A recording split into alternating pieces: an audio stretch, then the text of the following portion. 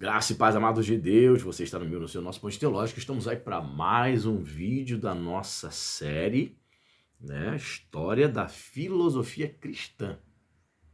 Estamos delimitados a falar da história da filosofia cristã, pais da igreja, né? Pais da era medieval. Tem muita coisa para a gente analisar, muito conteúdo. E hoje é a sexta aula. Nós estamos usando como nosso livro-texto esse livro aqui do Etienne Gilson e Philotheos Borner, História da Filosofia Cristã, da editora Vozes, tá? Livro sensacional, sugiro que você também adquira, né? E para você que chegou aqui, caiu de paraquedas aqui no nosso canal, seja muito bem-vindo. Eu sou o pastor Anderson Porto e estamos aqui nas internet da vida, compartilhando conhecimento, né? Se inscreva no nosso canal, ative o sininho da notificação para você receber as novidades, né? Temos feito reviews de livros de teologia.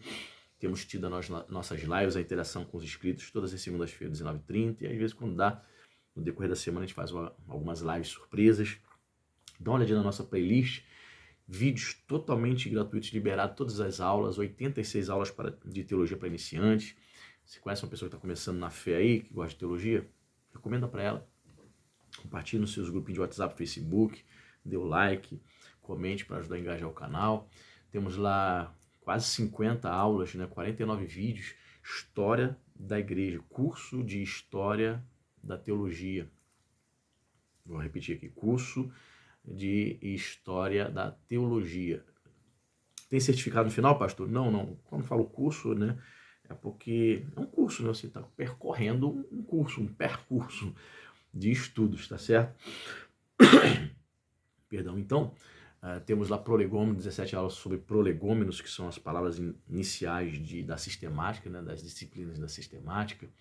Nós temos teologia, né, aulas de teologia paulina também. Dá uma olhadinha lá na playlist, dá uma força, compartilha, assista também. E hoje é a sexta aula do nosso encontro aqui. E se você deseja nos abençoar também, temos aqui também nos comentários aí o link, né, do Apoia-se. Você pode abençoar o canal a partir de R$5. Pastor, R$5 para mim é muito pouco, não faço nenhum lanche aqui na minha cidade. Eu gostaria de abençoar com 10, com 15, para ser um patrocinador mensal deste canal. Você sente no coração esse canal tem sido bênção para você? Aleluia, graças a Deus por isso. Você sente no coração de nos abençoar, de semear em boa terra. Então aqui no Apoia-se você vai entrar lá, você vai se tornar um apoiador, você se tornar um apoiador fixo, mensal, né? Nós vamos colocar você no nosso grupo do WhatsApp, que é a forma de nós bonificarmos aqueles que estão sendo patrocinadores. O grupo do Ponte Teológico, nosso grupo lá, bastante animado, graças a Deus. Pessoas de Deus lá naquele grupo, tá certo? Então, peço que você faça isso, se inscreva. Ah, pastor, eu quero abençoar de forma aleatória. Aqui embaixo também nos comentários tem o nosso Pix, você pode abençoar de qualquer maneira, né? Não é, mas você não vai ser o patrocinador, entendeu? Mas quer abençoar qualquer valor de forma aleatória. Só vai entrar para o grupo do WhatsApp quem se tornar um patrono fixo mensal, tá bom? Muito bem. Vamos lá, problema filosófico. Na opinião de muitas almas simples, a filosofia é completamente supérflua para os cristãos. Há mesmo quem a repute por invenção diabólica. Muitos pais da igreja declararam isso. Não foi porventura nas fontes da filosofia que costumavam abeberar-se os pagãos? E quem desconhece a sua influência perniciosa sobre os gnósticos? Até hoje, né, a gente tem falado isso nos outros vídeos, até hoje ainda há uma grande resistência de muitos cristãos, principalmente cristãos pentecostais, né, que a maioria não são todos, não são dados ao estudo, né, da escritura, da teologia nem da filosofia. Então eles entendem que a fé não tem nada a ver com a razão, a fé não pode ser conciliada com a filosofia, entende? Muitos são chamados anti-intelectuais, né? Há uma resistência muito grande. E quando você vai para a Escritura, você vê o próprio apóstolo Paulo, né? Um grande intelectual, um grande erudito, mas um homem apaixonado por Cristo, um homem cheio de fé. Então, no próprio Paulo, por exemplo, a gente vê um homem que conseguiu conciliar a erudição com uma fé violenta, devotada, profunda por Cristo, uma paixão muito grande pelo Evangelho e pelas almas. Então é possível sim, né, conciliar. É o que eu sempre digo. Se você chegar numa encruzilhada onde você tem que decidir por um pensamento filosófico e o que a Bíblia diz, sem dúvida, eu particularmente, sem pestanejar, eu vou ficar com a Bíblia. Mas sim, a filosofia, o estudo filosófico é importante para o desenvolvimento do pensador. O que é filosofia? Filosofia, amor pela sabedoria, né? Sabemos, sem dúvida, que a verdadeira sabedoria é Cristo. Mas o que se ensina a um filósofo? O que o filósofo desenvolve? Desenvolve a arte, a perspicácia de raciocinar, de pensar. Então, um teólogo, um pregador, ele raciocina, ele pensa. Um escritor evangélico, ele pensa, ele precisa desenvolver essas faculdades, né, intelectuais. Então, por exemplo, a faculdade onde eu estudei, teológica, ela tinha uma norma. Sabe qual era a norma? O nome dela era Faculdade Wittenberg. Era porque, infelizmente, fechou as portas por inadimplência. É um absurdo, né?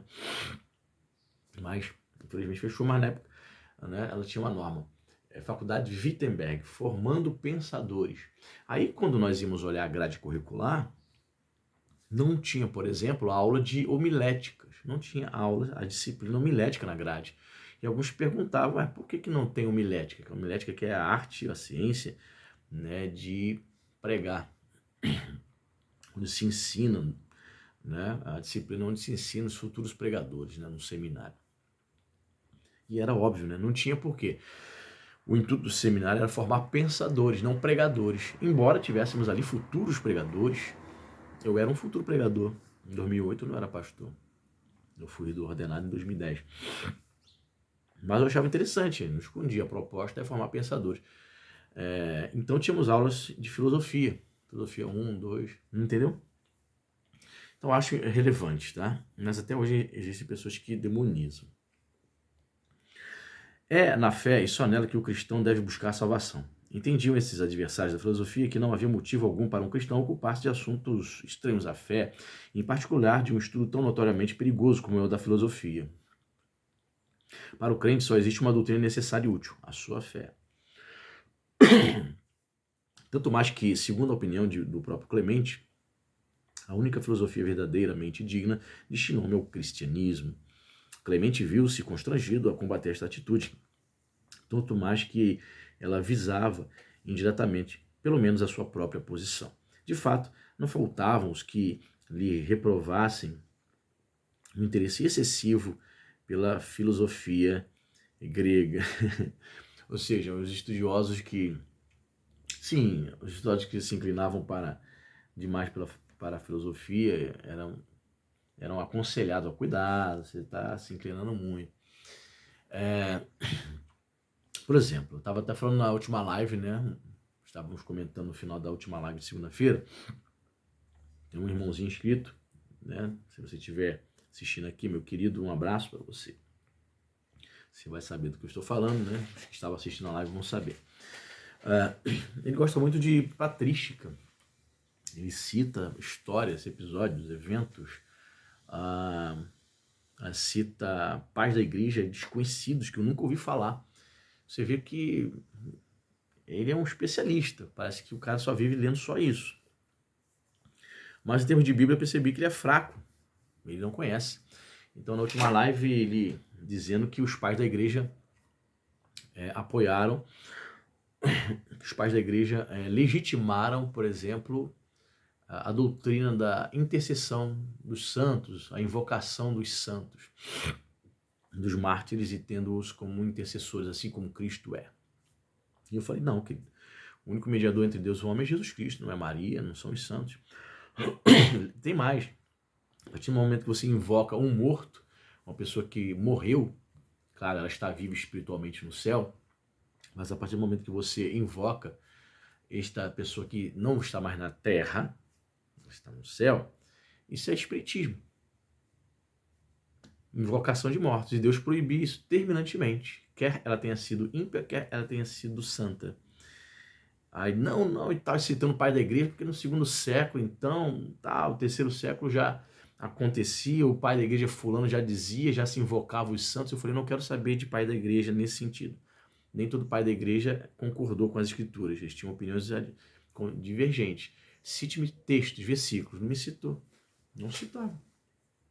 Então, qual é o problema? Eu amo também patrística, mas eu vou ficar com os pais da igreja em detrimento das escrituras? Não, porque as escrituras estão acima da tradição. Esse é o problema da igreja de Roma, não é isso? Esse é o grande problema, que nós discordamos veementemente com protestantes evangélicos, certo? A tradição não está no mesmo nível das escrituras. A filosofia também não está. Então rejeitamos tudo isso para ficar com a palavra. Mas nós não rejeitamos ao ponto de descartar. Tipo assim, não serve para nada. Também não. Equilíbrio é tudo de bom. Diante disso, Clemente se esforça por mostrar que a filosofia como tal é boa. Os que a cultivam estão cumprindo a vontade do próprio Deus. E um uso razoável da mesma só pode ser benéfico, segundo Clemente de Alexandria, né? Abre aspas para ele. É inconcebível que a filosofia seja má, visto que torna os homens virtuosos. Por isso ela deve ter sua origem em Deus, que só pode fazer o bem. Aliás, tudo o que vem de Deus é dado para o bem e recebido para o bem. E, por sinal, os homens maus não costumam interessar-se pela filosofia. Fecha aspas para ele. Esta réplica reaparece constantemente e nas mais diversas formulações, traindo o interesse apaixonado de Clemente por esta questão.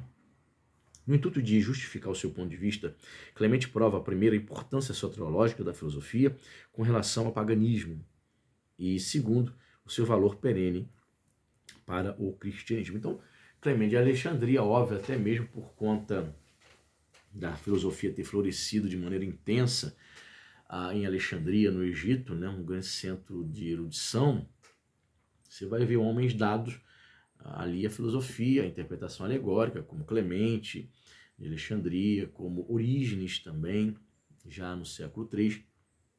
Portanto, a tendência destes homens, principalmente os que tiveram formação alexandrina, eram ser dados e ser simpáticos, defensores, projetas da filosofia, certo? Diferente de outros pais da igreja, por exemplo, do norte da África, de Cartago, diferente de outros pais da igreja, por exemplo, de Antioquia, principalmente esses que defendiam também a interpretação literal e não alegórica das escrituras, certo?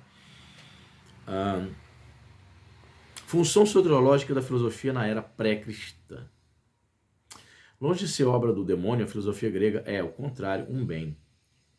Para provar este ponto, Clemente não só retoma, como também realça e desenvolve a tese de Justino sobre a função soteriológica da lei mosaica e da filosofia grega. Letra A, então lá. A filosofia antiga coube a tarefa pedagógica, como um condutor, como um pedagogos, de encaminhar os gentios para Cristo. Aí colocou o termo grego aqui, pedagogo ei Christon, ou seja, o condutor de Cristo. A filosofia se coloca como um condutor, como um ensinador, né? Um educador, aquele que conduz, que educa para Cristo. Como a antiga lei servira para conduzir a ele os judeus. Olha só, comparação interessante, né? Então, para Justino, né, a filosofia serviu como e para Clemente também serviu como um pedagogo. Assim como a lei serviu para conduzir os judeus para Cristo, a filosofia, olha que interessante, teria servido de pedagogo também, de aio, né, que é a versão em português, está lá aio, né, no grego paidagogos, condutor. Então, a filosofia teria servido de pedagogo, aio, para conduzir os gentios. Ele traça esse paralelo, essa analogia, muito interessante. A fé em Cristo, e aqui agora se pretende restringir o alcance da razão humana, não existiu antes do evento do Salvador, quando se dispunha apenas da lei judaica e da filosofia grega. A lei era, indubitavelmente, uma expressão da vontade de Deus. O Antigo Testamento foi uma preparação do Novo, e este é o remate e a complementação daquele. Há, pois, uma verdadeira comunidade, ou melhor, continuidade, na revelação divina. Também os gregos, a despeito de todas as diferenças, encontravam-se numa situação semelhante. É verdade que não possuíam nem a lei nem a fé. A verdade lhes vinha exclusivamente do uso da razão natural. Era esta que, no dizer de Paulo, em Romanos 2,14, os julgava e os preparava para a acolhida do Evangelho. Isto se pode colher sem dificuldade da leitura de Platão e dos gentios poetas. A razão natural teve até mesmo seus profetas, isto é, filósofos que, a seu modo, deram testemunho da verdade. Não que Deus lhes faltasse diretamente, mas nem por isso deixou de guiá-los indiretamente pela razão, que é também uma luz divina. De forma que a razão era para os pagãos o que a lei era para os judeus. Que interessante isso, né? Porque Romanos 2,14 vai dizer isso, né? 2,14, 15, né? Paulo como se estivesse respondendo para questionamento do tipo assim, pessoas que nunca ouviram falar sobre Cristo, como essas pessoas podem ser salvas? Ele vai dizer que o que as julga seriam suas consciências. Seria o critério de julgamento. Porque mesmo uma pessoa, note bem, mesmo uma pessoa que não tem Cristo, ela sabe pela consciência dela o que é certo e o que é errado. Entende? Um exemplo, vou te dar um exemplo. José no Egito. Ele sabia pela consciência, não porque a lei egípcia punia de morte o adúltero, não somente isso, mas antes de tudo, sobretudo, José temia a Deus, por isso ele não se deitou com a mulher de Potifar. A consciência dele indicou que aquilo era errado. Era algo mal diante dos olhos do Senhor. Então, não havia lei antes de José, nos tempos de José. Havia lei de Moisés? Não, veio posteriormente. Então, o que regia ali a José a temer a Deus? Sua consciência, sua devoção de que existe um Deus que tudo vê, que aquilo era errado. Então, eu me lembro também que antes de eu conhecer Jesus, me feito propostas para cometer algo mal, perverso, e eu não tinha Cristo, não conhecia a palavra de Deus, e a minha consciência logo de imediato falou, isso é errado, não faça isso. Eu rejeitei. Então, Clemente, como um adepto, um simpatizante da filosofia, entendia que isto é uma luz que Deus concede. Eu também creio nessa forma. É uma luz que Deus concede para o ser humano, para que ele possa entender o que é certo e o que é errado. É claro, né, que existem seres humanos que a Bíblia vai dizer que a mente ficou cauterizada. Então, esse tipo de mente já perdeu qualquer tipo de possibilidade de discernir o certo e errado, né? Existe também esse tipo de mente, né?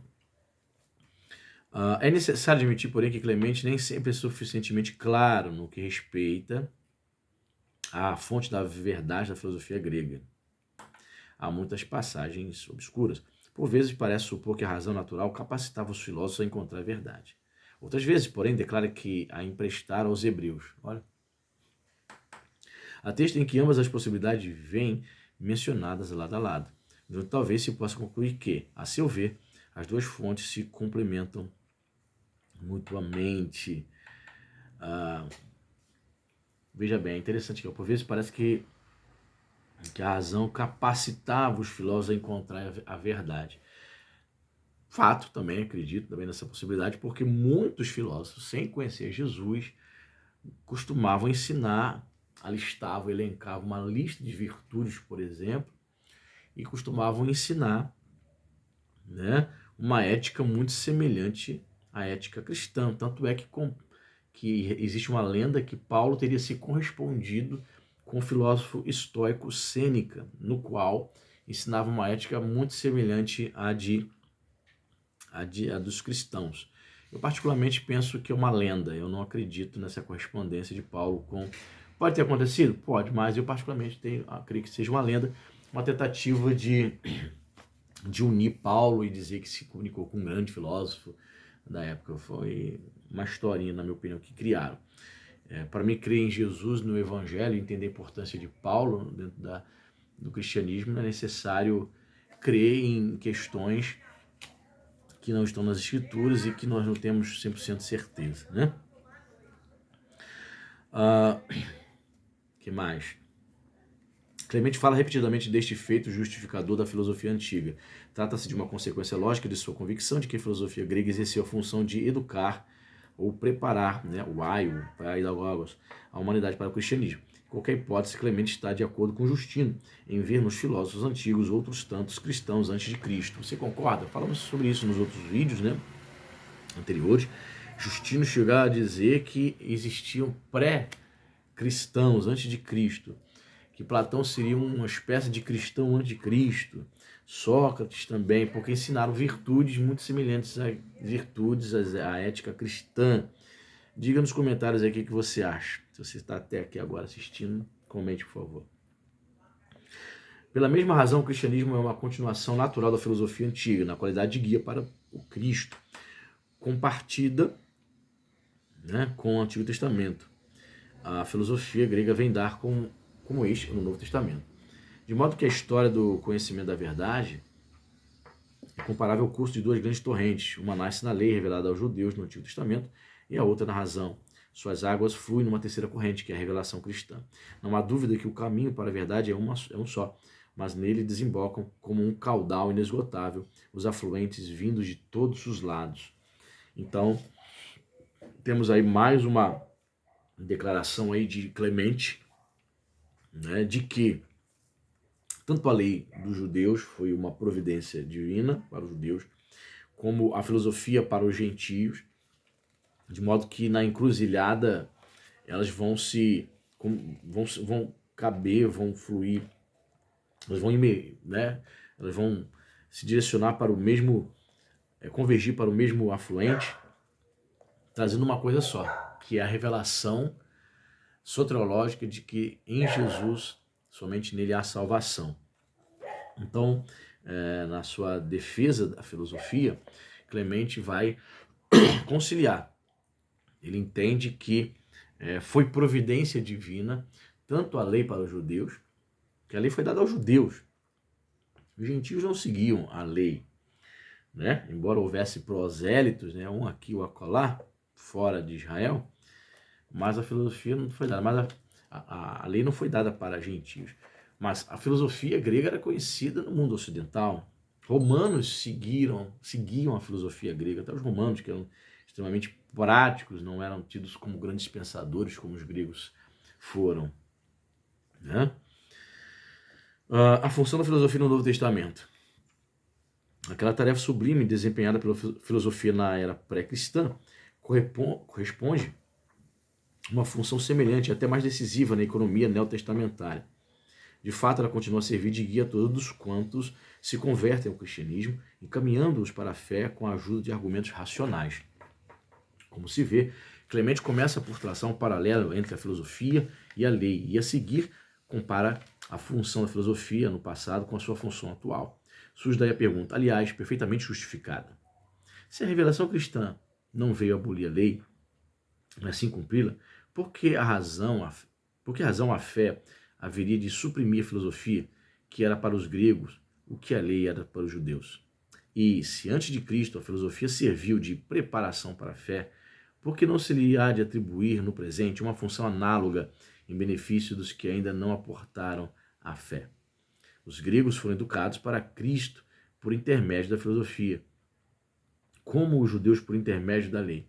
Assim a filosofia prepara o caminho para aquele que é chamado à perfeição por Cristo. Então começaram a colocar Clemente na parede, né? Se no passado a lei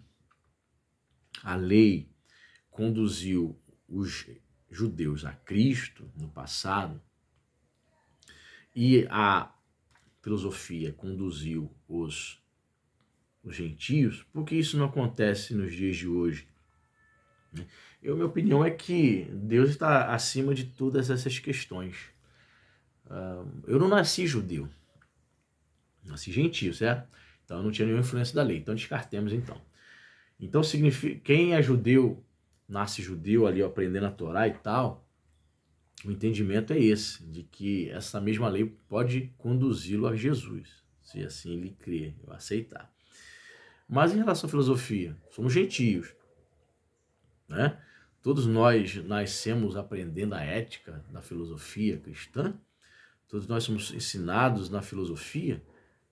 Creio que não, porque a revelação de Deus, vou repetir, a revelação de Cristo está acima de tudo isso. Então você vai pegar uma pessoa simples do interior, do Nordeste, semi-analfabeta, ouvindo a mensagem do Evangelho e crendo e recebendo Jesus. Essa pessoa não foi educada, não serviu a filosofia de pedagogos, de condutor desta pessoa para Cristo, tá entendendo? Então a revelação está acima.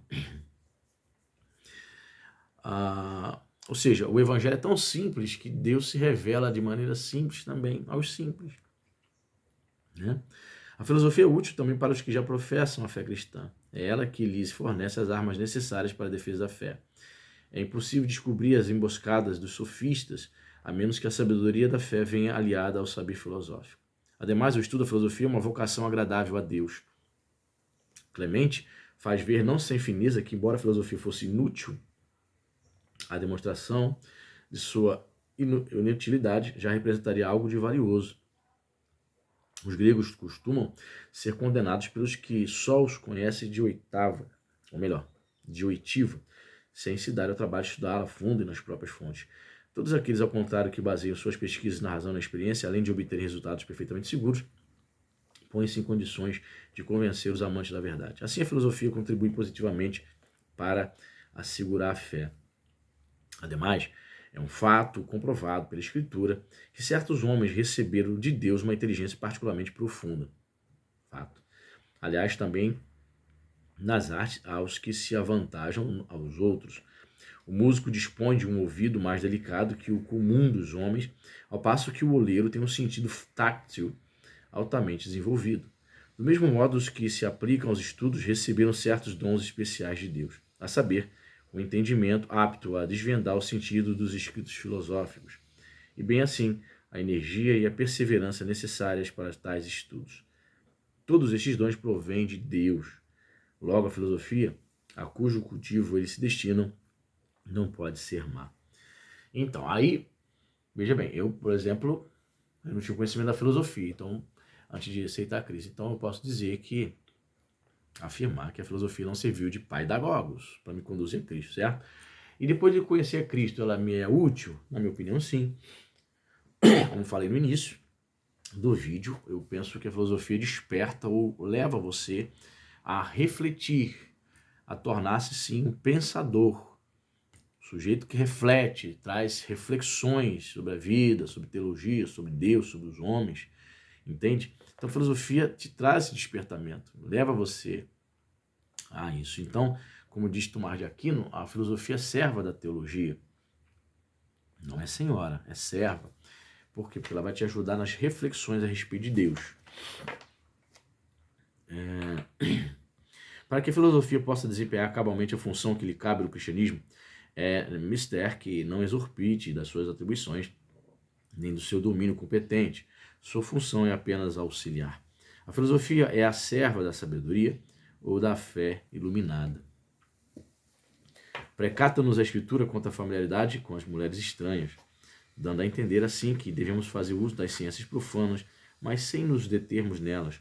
Elas são as servas da filosofia, como esta é a serva da sabedoria. A sabedoria, na definição estoica, é a ciência das coisas divinas e humanas e das suas causas. Filosofar, por sua vez, significa atender a esta sabedoria.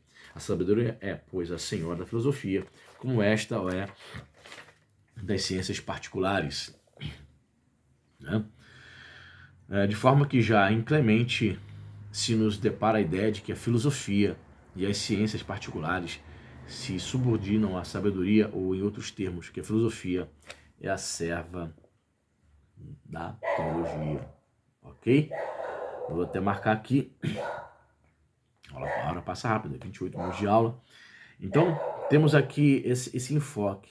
A gente fecha essa aula entendendo que a filosofia é importante para a teologia, mas sempre tendo em mente essa declaração. Clemente já captava essa ideia. A filosofia é serva da teologia. Ela não pode sobrepujar a palavra de Deus, como muitos estão fazendo. Né? Muitos chegam, por exemplo, à conclusão que Jesus não é divino, não é Deus. Após estudos filosóficos, cheguei a essa conclusão. Calma aí, e a Bíblia?